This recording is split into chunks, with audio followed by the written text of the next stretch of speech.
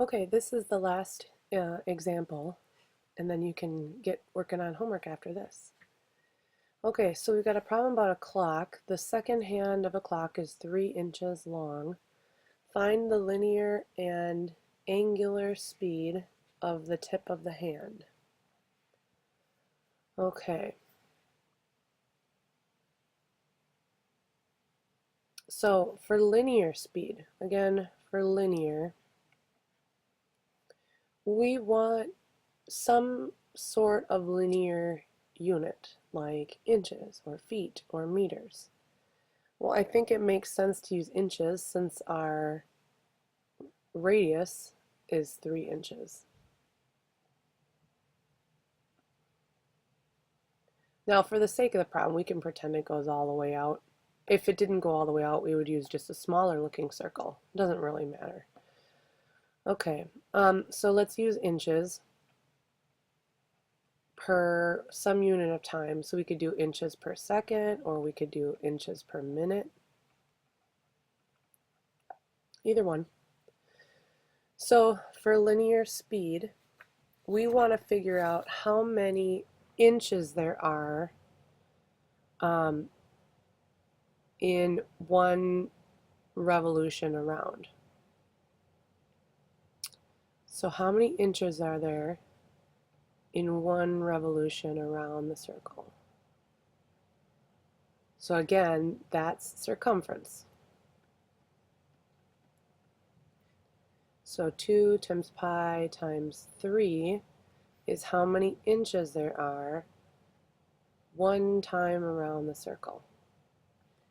So there are 2 times pi times 3 inches in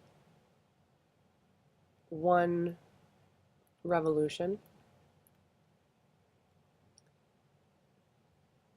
Now how many, let's do seconds. How many seconds are there in one revolution?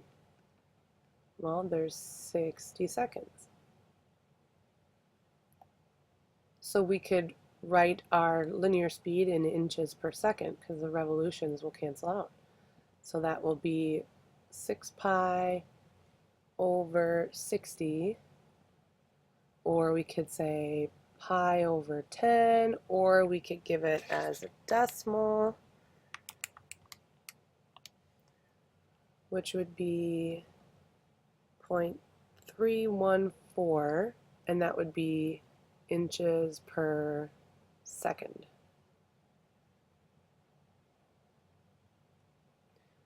Or if we wanted to do inches per minute, you know how we were at the pi over 10 was our inches per second. If we want to change it into minutes, if seconds are on the bottom, seconds go on the top. There's 60 seconds in 1 minute. So when I multiply that, I'll have 60 pi over 10, or that would just be 6 pi inches per minute, because the seconds cancel out. If I do 6 pi, that would be 18.85 inches per minute.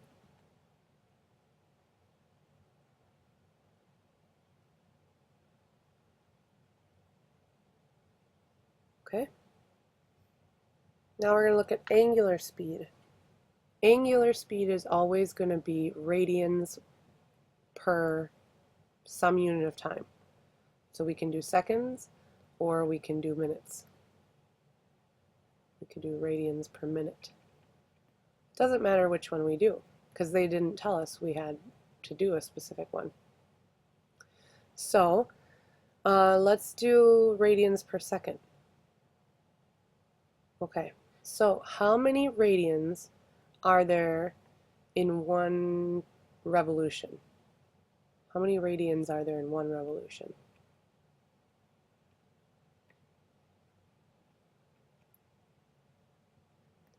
there's 2 pi radians in 1 revolution. I want this to be radians per second, so I've got radians. I need seconds, so I need the revolutions to cancel. So if revolutions was on the bottom, now it has to go on the top. How many seconds are in 1 revolution?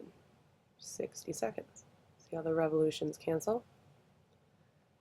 So I have 2 pi over 60, or I could say pi over 30, or I could type it in the calculator and get 0.105, and that would be radians per second.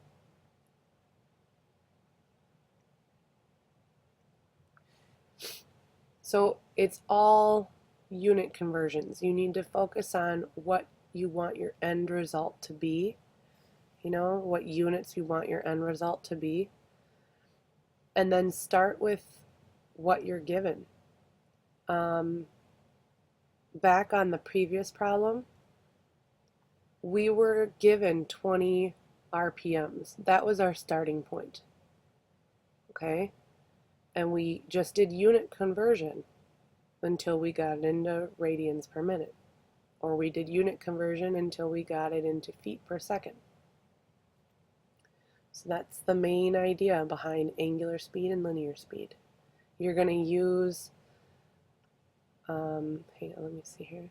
You're going to use the fact that, like, if you want to know how many inches per revolution, you're going to use circumference.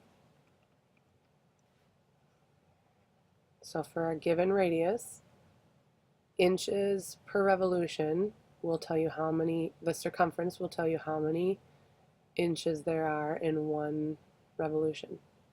Or it could be feet per revolution. Or it could be meters per revolution. Whatever the units the radius was given in.